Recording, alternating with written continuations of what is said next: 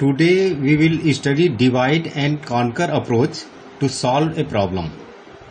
But before this, till now we have designed the algorithm which were using incremental approach to solve the problem, and their implementation was iterative.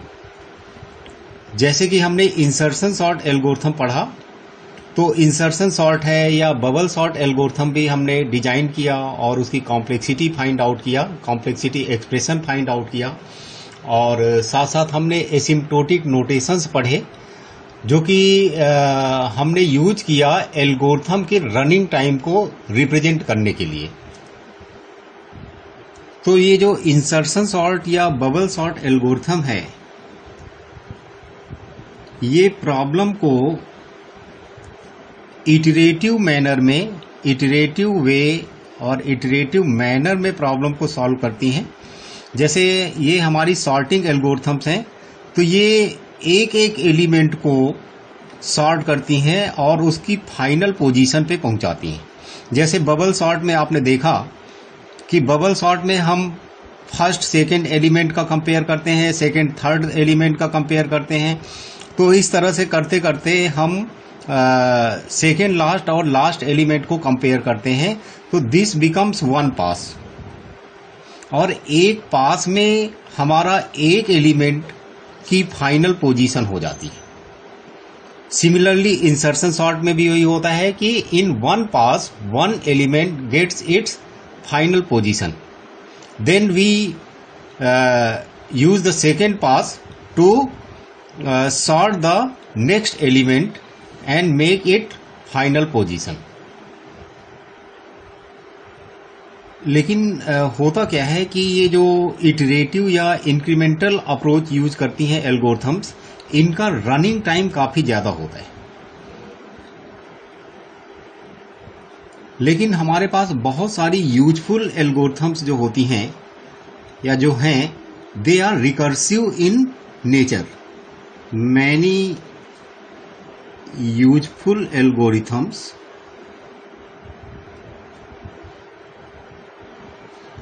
are recursive in nature to solve a problem।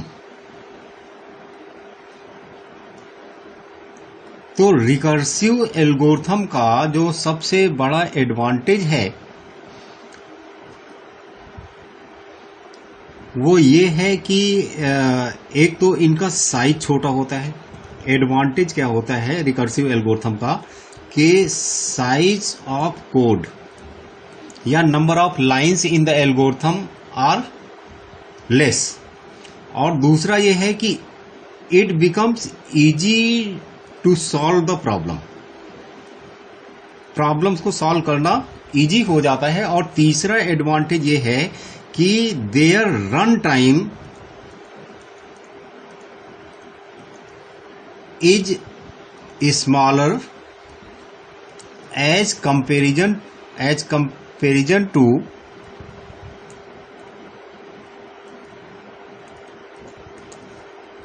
Incremental approach. तो इनका जो running time है incremental approach के comparatively छोटा होता है। तो recursive algorithm के कई सारे एग्जाम्पल्स आप देखेंगे जिससे कि प्रॉब्लम बहुत ही सिंपल हो जाती है। जैसे कि हमारे पास मर्ज सॉर्ट एल्गोरिथम है। तो मर्ज सॉर्ट का अगर हम इटरेटिव तरीका यूज करेंगे तो ये काफी लेंदी होगा, and it also becomes difficult to understand. Merge sort है, क्विक सॉर्ट को भी हम अगर रिकर्सिव तरीके से सॉल्व करते हैं तो उसका कोड बहुत सिंपल है एंड इजी टू अंडरस्टैंड। इसी तरह से अगर आप देखें और एग्जांपल्स में, तो ट्री में ट्रैवर्सल होता है, traversal in binary search tree. तो बाइनरी सर्च ट्री में जब आप ट्रैवर्सल का कोड लिखते हैं तो दो लाइन का कोड होता है। जैसे इन ऑर्डर ट्रैवर्सल लिखते हैं, प्री ऑर्डर, पोस्ट ऑर्डर, ये ट्रैवर्सल्स जो होते हैं, तो इनका कोड जो है it becomes very short. And easy to understand.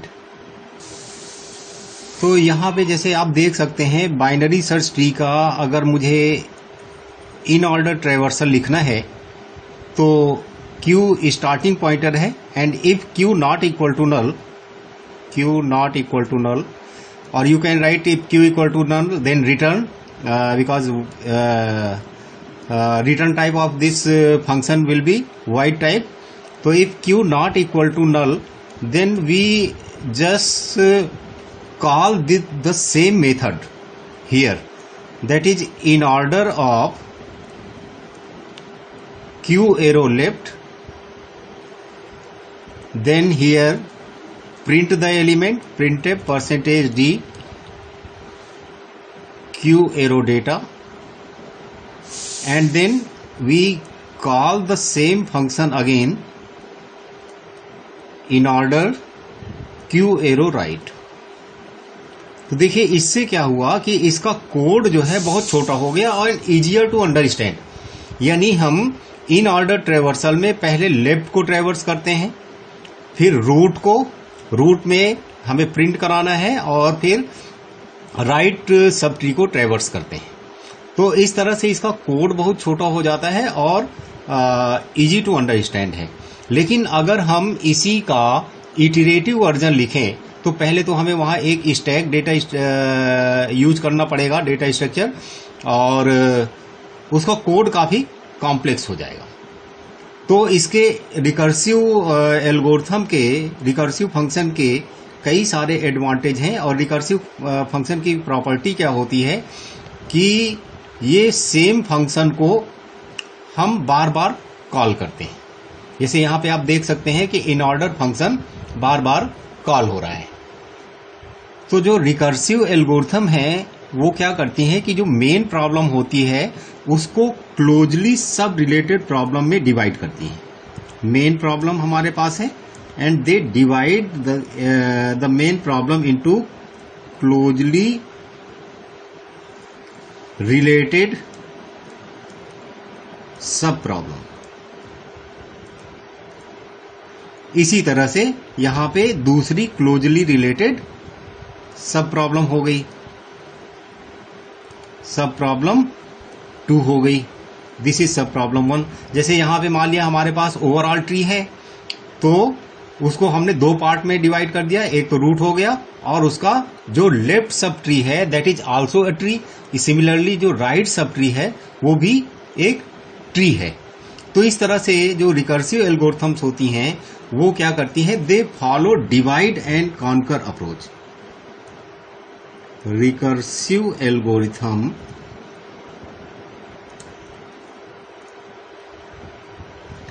Follow divide and conquer approach.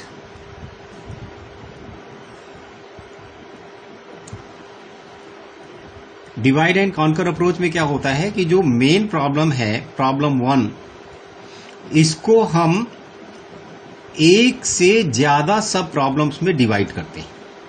और ये जो सब प्रॉब्लम होती हैं, सब प्रॉब्लम 1, सब प्रॉब्लम 2, इसी तरह से सब प्रॉब्लम n। तो ये जितनी सब प्रॉब्लम होती हैं ये मेन प्रॉब्लम के इक्विवेलेंट होती हैं या उसी के जैसी ही होती है। तो इसमें इन हम सब प्रॉब्लम्स को फर्दर डिवाइड करते जाते हैं इनकी सब प्रॉब्लम्स में, और ये डिवीजन तब तक करते जाते हैं जब तक कि हमारे पास सब प्रॉब्लम का सलूशन नहीं मिल जाता। फिर इसके बाद जो लोएस्ट लेवल पे जो सब प्रॉब्लम होती है या जो सब प्रॉब्लम्स होती हैं उनको हम कंबाइन करते हैं और फाइनल प्रॉब्लम का सलूशन हमें मिल जाता है। तो डिवाइड एंड कॉन्कर को हम 3 पार्ट में डिवाइड कर सकते हैं। 3 स्टेप्स में ये काम होता है।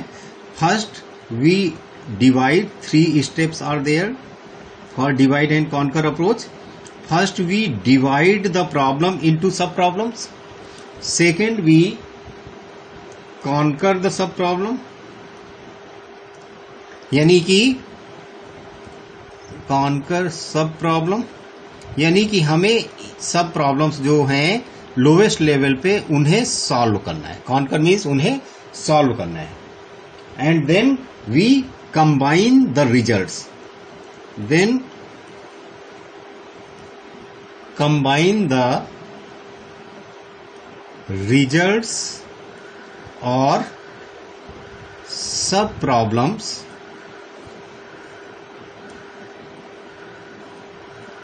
To get final solution, to get final solution of main problem.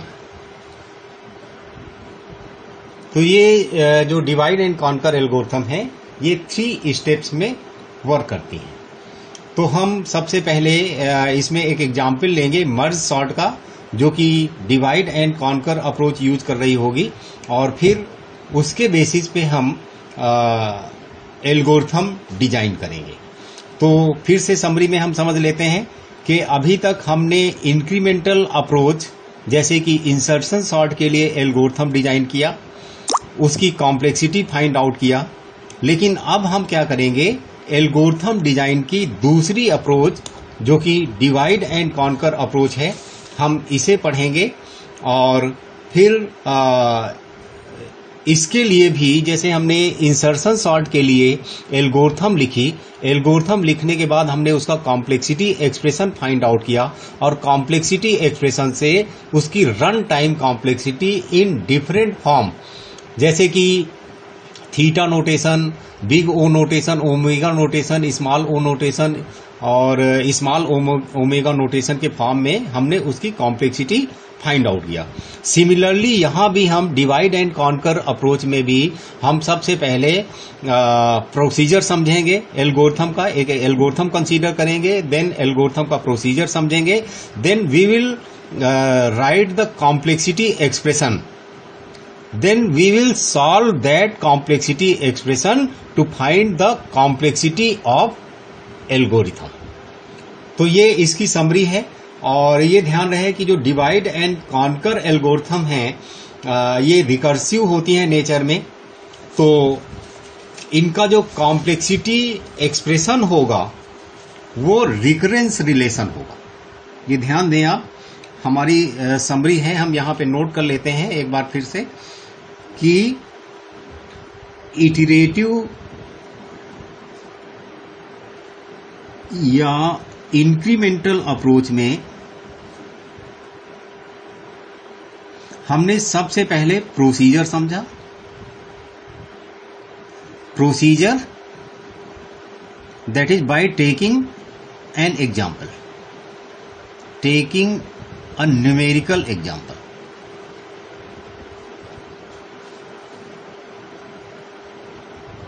जैसे इंसर्शन सॉर्ट वाला वीडियो है। और दूसरे नंबर पे हमने एल्गोरिथम डिजाइन किया, एल्गो डिजाइन। देन तीसरे नंबर पे हमने कॉम्प्लेक्सिटी एक्सप्रेशन लिखा, कॉम्प्लेक्सिटी एक्सप्रेशन लिखा। और चौथे नंबर पे हमने सॉल्व किया, solve the complexity expression to find the runtime, runtime या हम बोलें complexity of algorithm in different form, जैसे कि theta notation, big O notation, और इसके बाद omega notation, small O notation और स्मॉल ओमेगा नोटेशन। तो हमने वहाँ पे जो इक्वेशंस आ रही थी कॉम्प्लेक्सिटी एक्सप्रेशन की, वो क्वाड्रेटिक या पॉलिनोमियल आ रहा था n का इनपुट साइज का, तो उनके लिए हमने run time complexity different format में रिप्रेजेंट किया। बट अब हम यहाँ पे क्या करेंगे, यहाँ भी सेम प्रोसीजर यूज करेंगे। यहाँ पे जो हम रिकर्सिव या डिवाइड एंड कॉन्कर हैं, रिकर्सिव या डिवाइड एंड कॉन्कर अप्रोच है, इसमें भी हम क्या करेंगे, पहले नंबर पे प्रोसीजर समझेंगे, दूसरे नंबर पे एल्गोरिथम डिजाइन करेंगे, और ये जो एल्गोरिथम होगी, this algorithm will be recursive.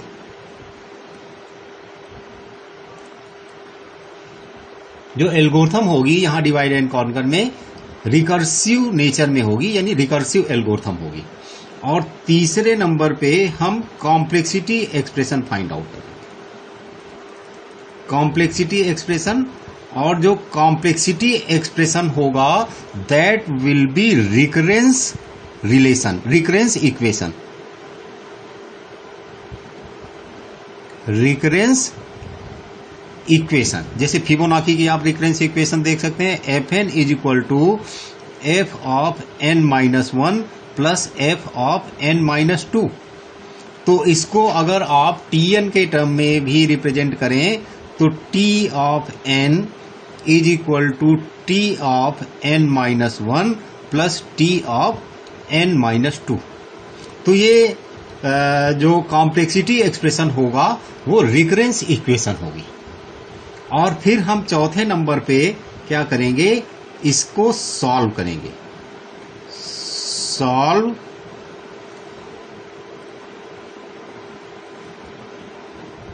Recurrence equation.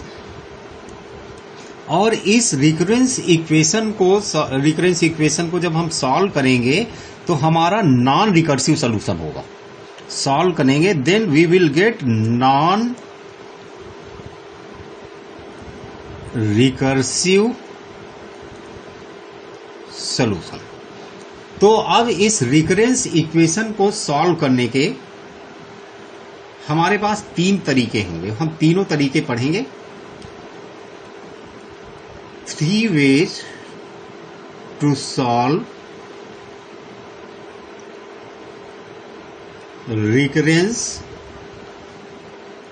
equation। और ये तीन तरीके क्या हैं, इनके नाम हम अभी समझ लेते हैं। पहला है हमारा गेस एंड वेरीफाई मेथड, इसे आप बोल सकते हैं सब्स्टिट्यूशन मेथड। सब्स्टिट्यूशन मेथड, या फिर इसे आप बोल सकते हैं सॉल्यूशन बाय मैथमेटिकल इंडक्शन। तो इसको हम मैथमेटिकल इंडक्शन की हेल्प से सॉल्यूशन फाइंड आउट करेंगे। तो इसके लिए मैथमेटिकल इंडक्शन आना चाहिए, जो मैथमेटिक्स में हमने पढ़ा हुआ है। और इसके हम कुछ रिकरेंस इक्वेशन भी हम बना के देखेंगे, और साथ साथ रिकरेंस इक्वेशन ये इसलिए बनाएंगे ताकि हमें रिकरेंस इक्वेशन समझ में आ जाए। तो उसका जो रिवर्स प्रोसेस होगा that we can use to solve the recurrence equation. पहले हमारे पास कुछ वैल्यूज होंगी, जैसे 1 2 3 4 5 हमारे पास सेट ऑफ वैल्यूज हैं, और इन वैल्यूज को हम रिकरेंस इक्वेशन में रिप्रेजेंट करेंगे। Represent it in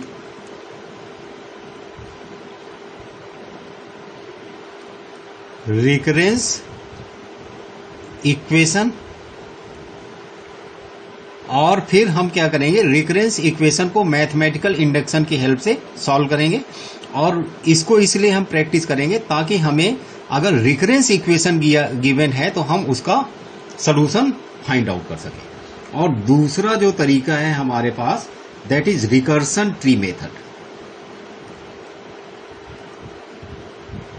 recursion tree method ये किस चीज का तरीका है, recursion tree method is use to solve recurrence equation.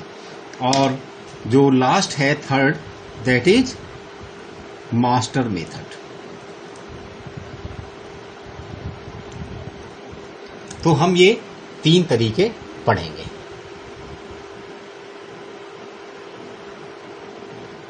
तो अब हम मर्ज सॉर्ट पढ़ेंगे। मर्ज सॉर्ट जो कि divide and conquer approach use करेगी, और इसको हम नेक्स्ट वीडियो में कर लेते हैं।